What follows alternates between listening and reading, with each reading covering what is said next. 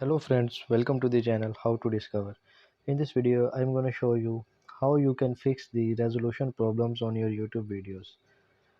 For this, you have to open your YouTube app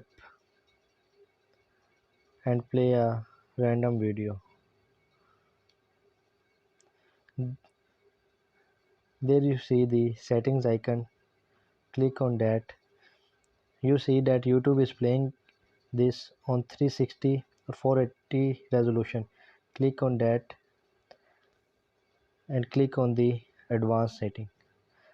There you can set a specific resolution for your YouTube video. For example, I have to play it on 720 resolution. Click on it.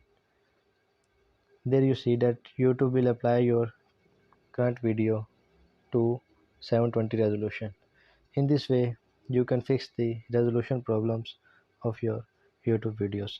I hope you understand the video. Don't forget to like the video and subscribe my channel. Thank you.